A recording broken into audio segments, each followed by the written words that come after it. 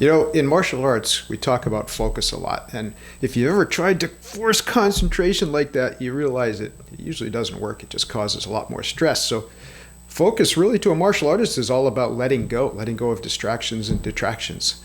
And our guest today, Sue MacArthur, has some really good advice in that area. So we're going to kick things off with that, and then who knows where we'll go after that. But I want to introduce you to my new friend, Sue MacArthur, on this episode of Keep It Human.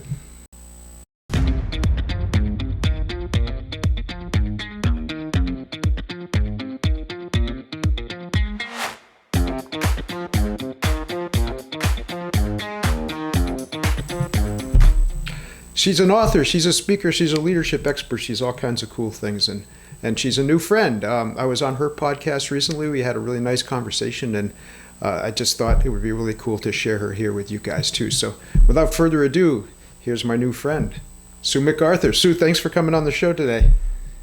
Oh, I'm happy to be here. Thanks. Of course you are. Why wouldn't you be happy to be here? Of course. Where else would you rather be? I don't know. Well, the weather's kind of turning here. I don't know where it is, where you're at, but. Oh, we're expecting a hurricane here in Virginia, so. Oh, that'll work. Okay, so it's a good day to stay inside. Yes. Yeah. Yes. We'll talk about letting it go. So you're letting go of all the chores you need to do to batten down the hatches just to be here with us today. Right? Letting go of all my patio furniture. There you go. Well, letting go, the neighbors will have it this afternoon sometime, right? Right. Yeah, right. There you go. Oh, we shouldn't joke about that. That can be awful. So I hope the best for everybody that's bracing for that. Yeah, we don't get them too often up here. Once in a while. When we do, they're a doozy, but yeah, we like to spread them out. Well, let's talk about this concept about letting go, because that's really interesting. There's a lot of stress, a lot of strain going on these days. And I know we're going to talk about resilience, which is kind of a close cousin to this, right? But people are worried about a lot of things. Best to let it go? Yes and no. Go ahead. Go deep. Go in terms of it's weighing you down, no. In terms of identifying things that you can do, that you can control, and doing what you can to control them, no, we don't want to let go of that. So it's not a straight answer, but it's the real answer. No, that's an interesting concept, right? Because that's what we have to decide on. It's weird because I don't remember if we talked about this on your show, but one of the great lessons I learned from my experience as a drug addict was it's much better to focus on what we have, even though that might not be much at the time, right? And when we do that, then we tend to let go, tend not to worry so much about what we don't have, right? Whether that's material resources or whatever we need to get us through. I think it's really important if we can let go of some of those wants and desires that aren't possible in the moment, then we can focus on the resources we have and we can move forward, because that's what we've got to work with right here and right now, no?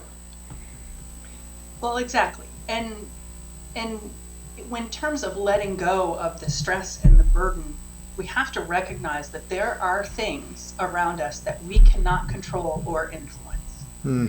So why put your energy there? Instead, refocus, regroup, identify the things that you can control or influence, and move forward with those. That's really all we could do. That's the operative question, though, right? Why are we so fixated on these things that we can't control? And particularly now, and I notice it's not only leaders, although I'd argue that everyone's a leader. We could get into that at some point. But we're just inundated with so much information. We're inundated with so much stress and strain and problems. For instance, I was just talking to some friends about the ongoing conflict in the Middle East. Now, it's good to be aware of that. It's good to understand what's going on. But there isn't a whole hell of a lot any one of us can do about it right now.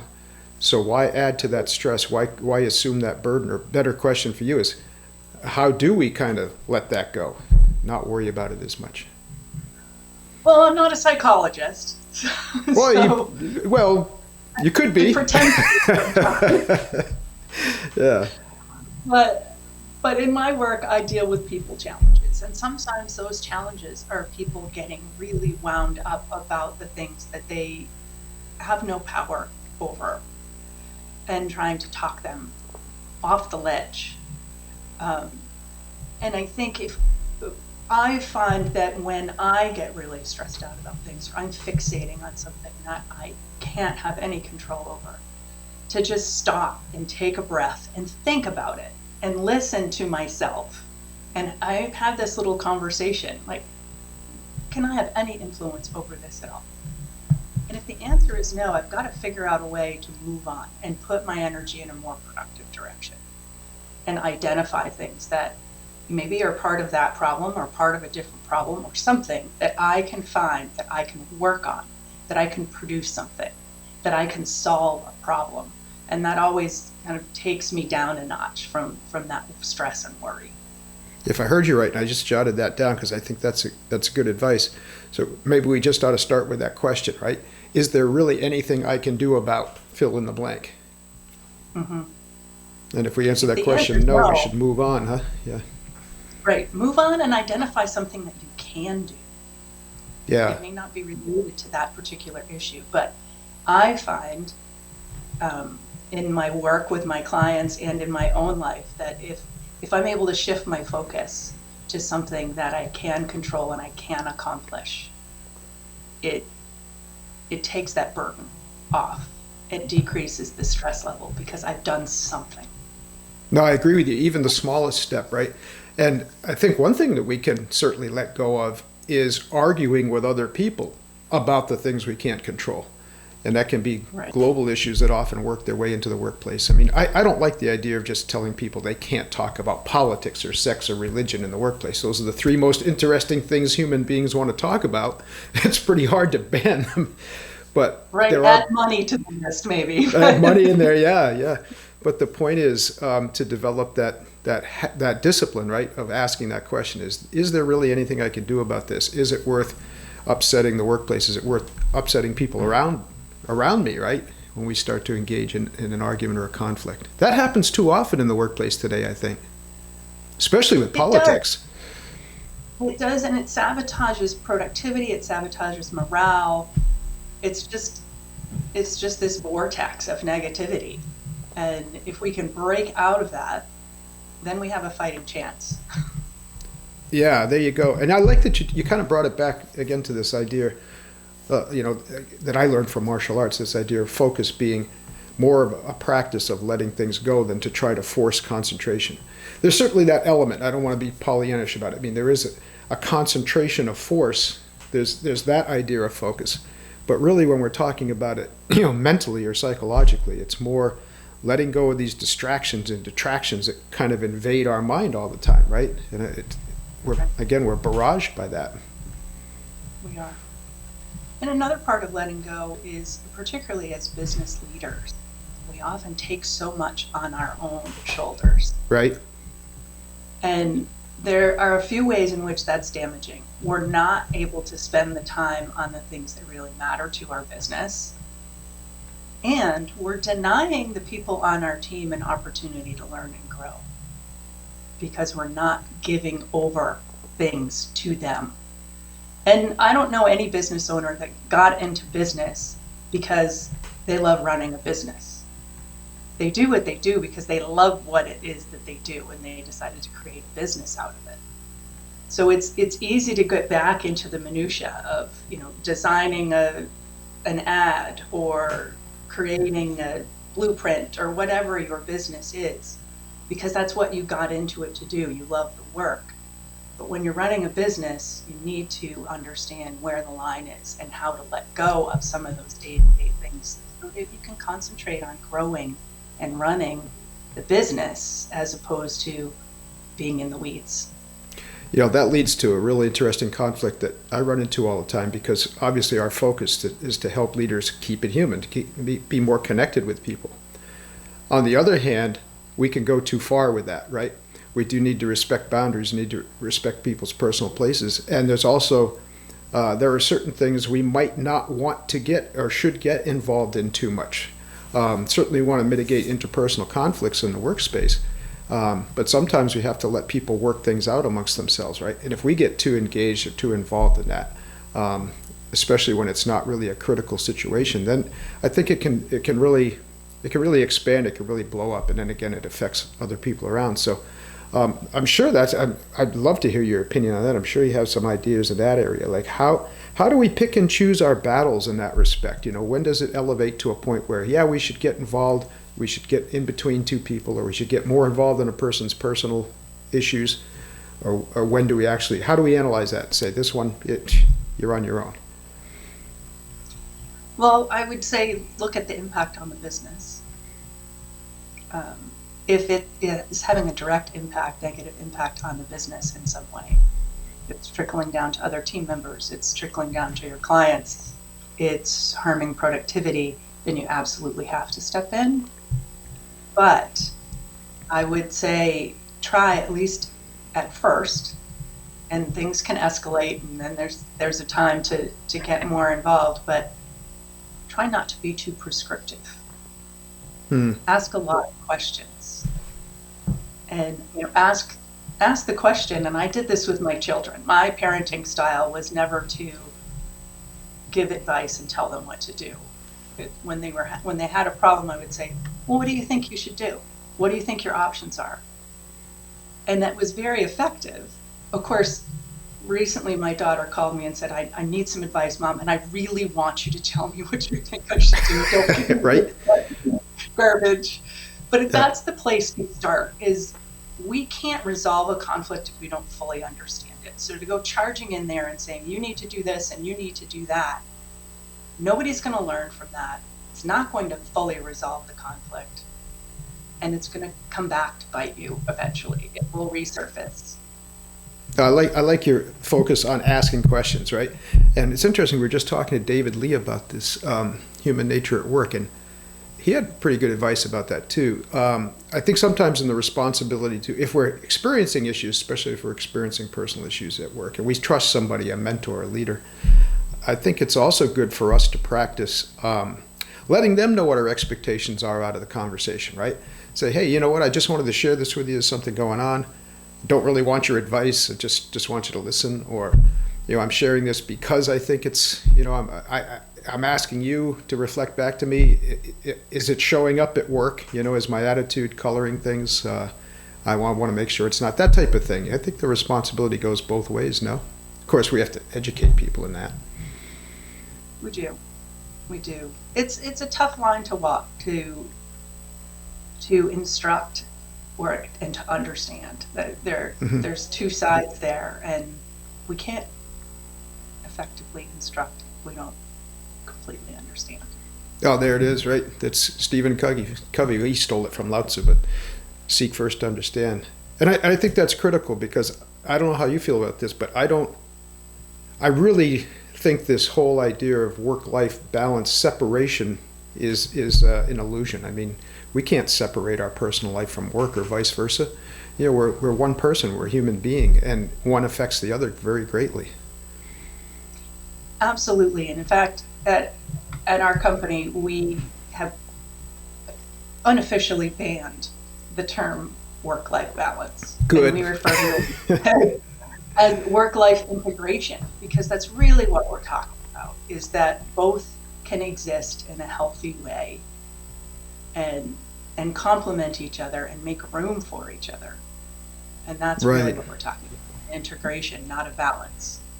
I like that term. I'm going to steal that, because that speaks directly. Like I said, one of my most treasured masters, Dr. Yang, would explain that Tai Chi symbol to us, the yin and yang symbol. It has a lot of different applications, but one of them was that the understanding that balance is a dynamic process. It's not a static state, right? And so it's sometimes different parts of our lives need a little bit more attention. And that can change moment to moment. That's I think, one of the greatest challenges of leadership, right? Recognizing how fluid everything is and being able to adapt very quickly. Right. And work and life are not separate but equal. Not at any given moment, right? At any given moment. Some days work is in the driver's seat because there's something going on that really needs your attention. And other times things happen in life that we need to withdraw from work for a while, at least to a certain level, and pay attention to that. If we're to be fully present and effective in our work, we need to have opportunity to be fully present and effective in our lives. And that's a tough thing. It is a tough thing. Mm-hmm. People have a hard time reconciling that. And I don't know if that's maybe what some people see as a degradation of work ethic these days. You know, I know in talking to you before, you and I are kind of old school about that, right? We can be very much nose to the grindstone people. And I think there's fewer of us now. And I don't know that that's necessarily a good thing. I mean, I understand that the pendulum has to swing, but I agree with you. Sometimes work is the most important thing. I mean, that's just the way it is. And people need to understand that around us, I hope.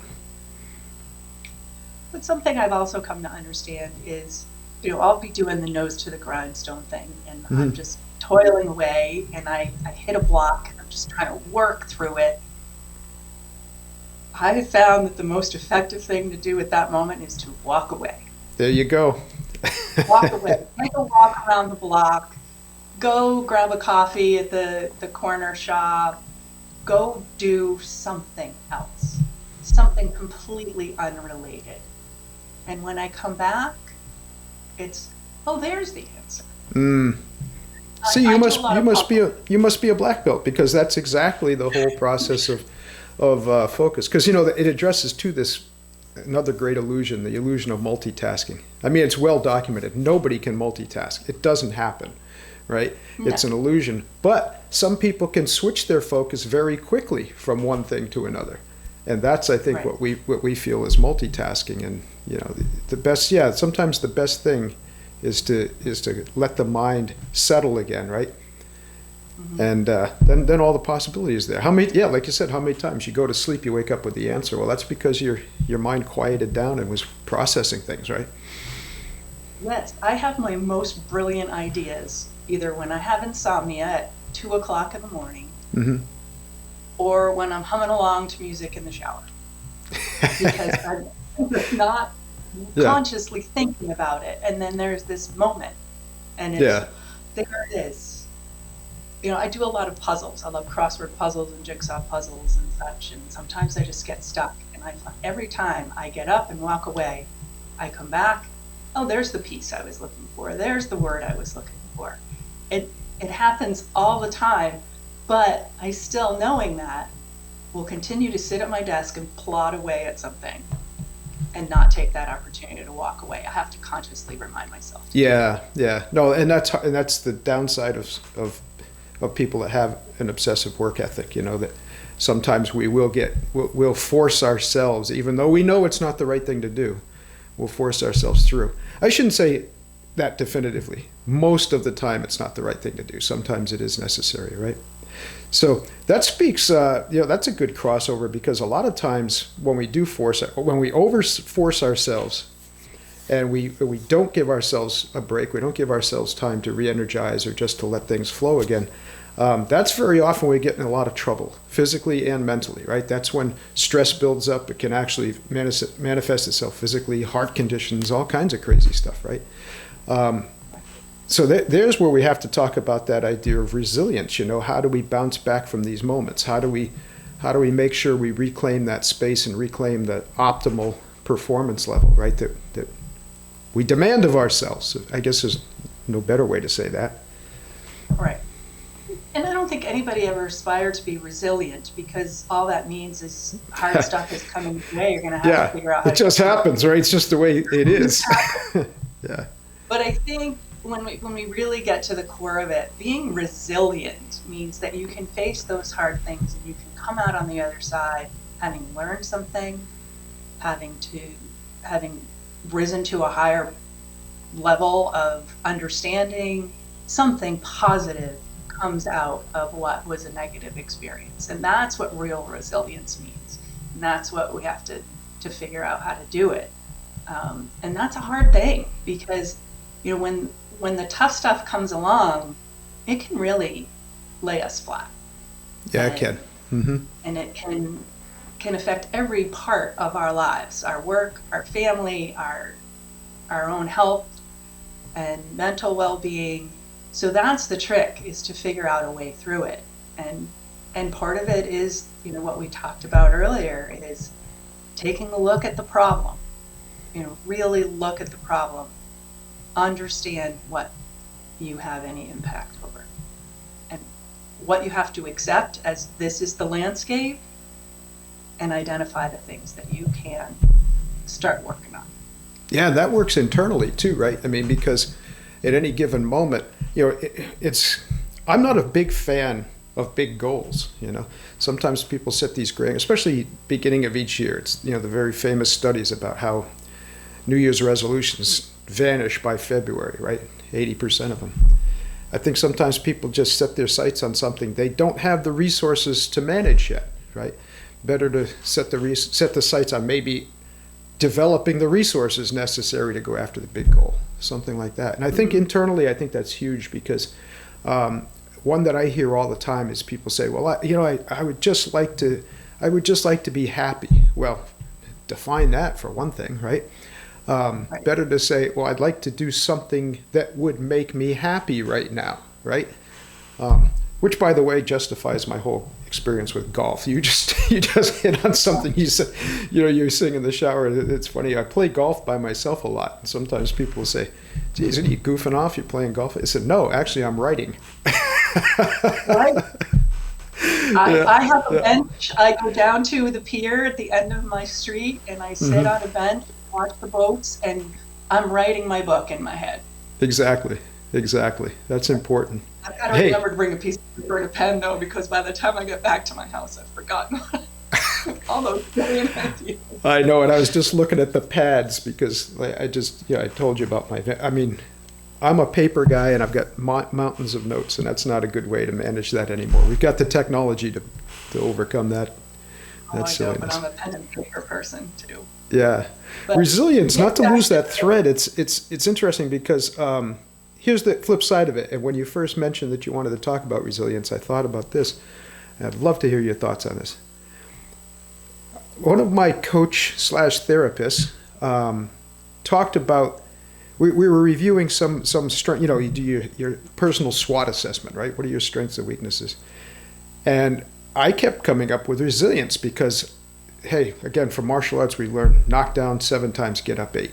And we train ourselves to do that. And I've certainly had enough knockdowns in my life. Not that I'm done yet, but I'm sure I'm in for a few more. We never know what's around the corner. We never know, right? Make the dragon laugh, tell him your plans for tomorrow. But at any rate, that was 2 cliches in the last 60 seconds, so I'll try to fit one more in. No, but Eddie, we were talking about this resilience thing, and I said, I'm very resilient. And what she asked, she said, is that always a strength? Is that always a good thing? What do you think about that? Because that was a challenging question.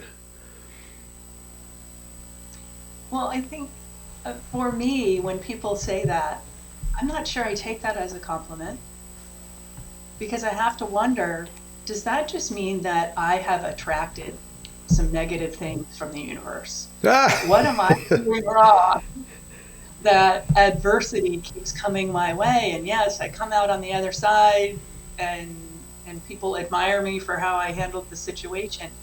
But, I have to wonder, the law of attraction, what am I putting out there? I always think of the Wayne's World thing. I'm not like, what the hell did I do in a past life to put myself in this situation, right? Right. So we have to wonder about that. And I think that's part of the process of being resilient is looking at what part did I play in creating this situation that I now have to resiliently get through. Did I have a role in this or not? We have a responsibility, whether we cause something or not. We have the responsibility to deal with it.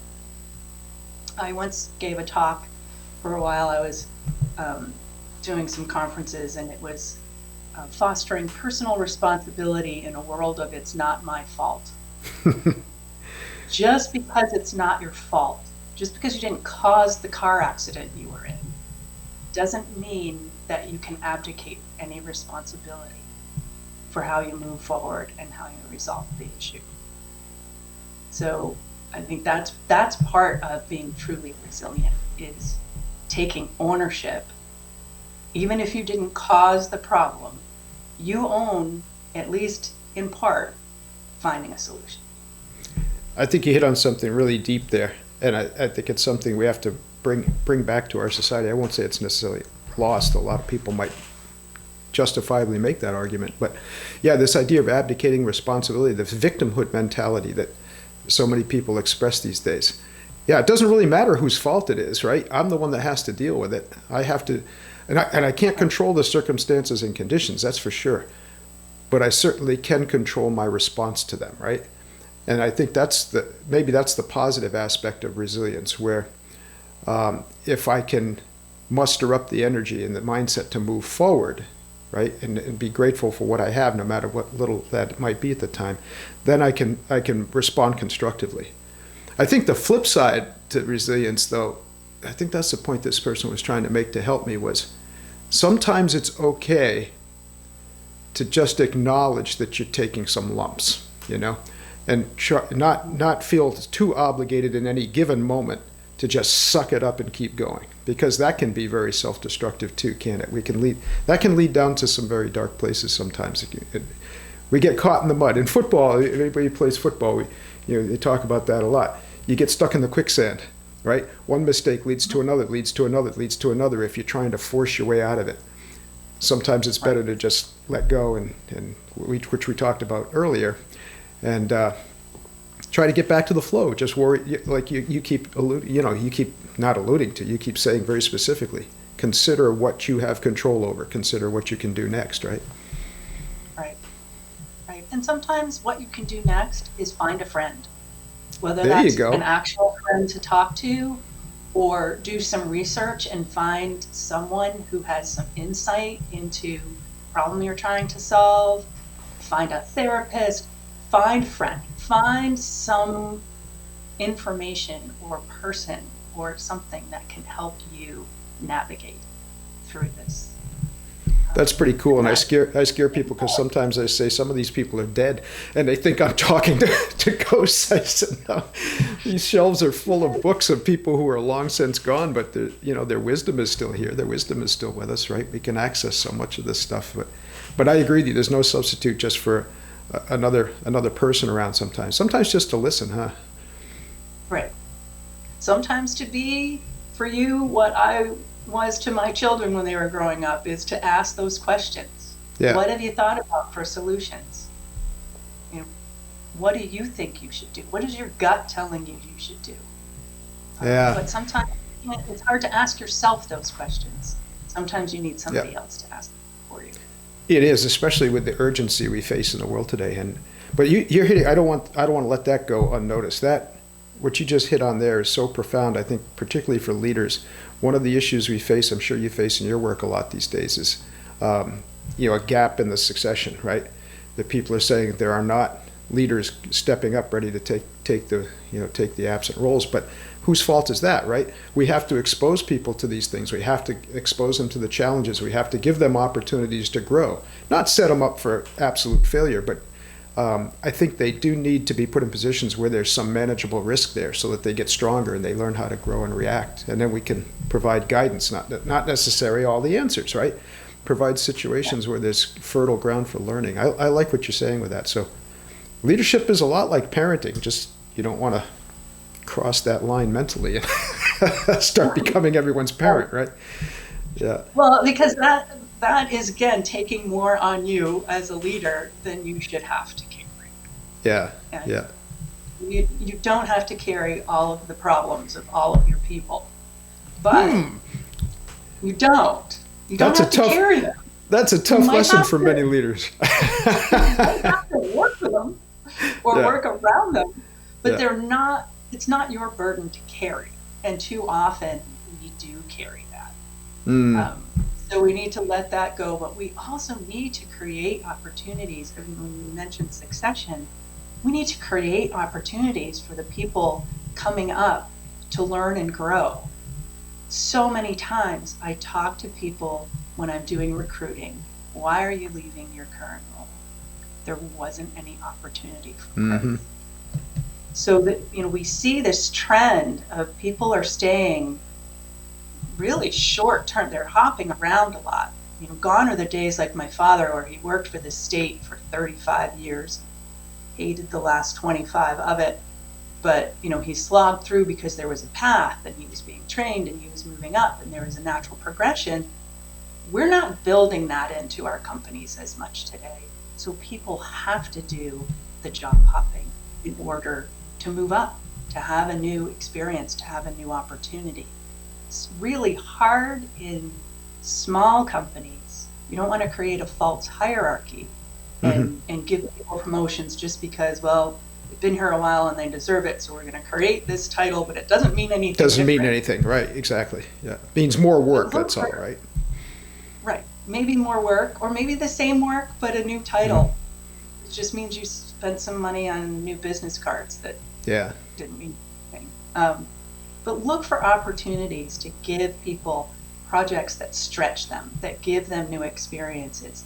You've got to be able to let them fail if that's what it takes to learn the lessons. And that's the thing. You've got to know what your tolerance for risk is. How much rope can I give them before it's going to negatively impact the business? But give them a shot at it. The problem is that it can take a lot longer to do that than to just do it yourself. Yeah, So but if you keep doing that, you're going to be doing it yourself always, right? Forever, and you're not going to have a deeper bench. You're just going to have a bunch of people who sit in their cubicles and do their siloed little task while you're doing all the other things. And you're never going to have somebody who can step up and really have your back and let you go on a real vacation without having to call into the office all the time. Let you move up to a bigger opportunity. Yeah. Right. Let yourself consider retirement.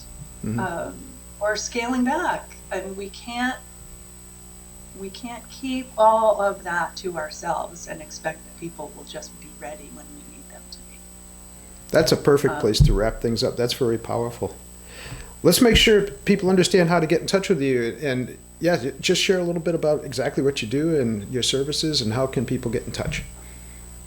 Right. So I am president of Strategic Talent Management, and we solve people challenges primarily for small to mid-sized companies. So sometimes that's leadership coaching, sometimes that's recruiting, succession planning, performance management. Anything that is a people-related challenge in a business, we've probably touched it in some way, shape, or form. We have a lot of free resources on our website, which is strategictalentmgmt.com. And I welcome people to go out there, poke around, and find something that's helpful to you. Sue, thanks a lot for visiting with us today. I hope it's the first of many. Thank you. It was great to be here. Share your thoughts. Make sure you jump in and join the conversation. That's the most important thing. If you haven't joined the Keep It Human Network yet, you got to do it. There's a free forever plan called Engage. And we're not going to be stingy there. There's going to be a lot of cool things. So we've got some live online events coming up too. And the IEG Experience course it's up there, it's running. It's not a static course, it's a living, growing project. So we're going to be adding material. We're adding a set of videos to that right now. So get on there, get in the conversation though. Leadership is sharing, a leader shares. Make sure you share your great wisdom, knowledge, and experience with all the great leaders that are involved. So Sue, thanks again, and everybody, we'll see you on the next episode.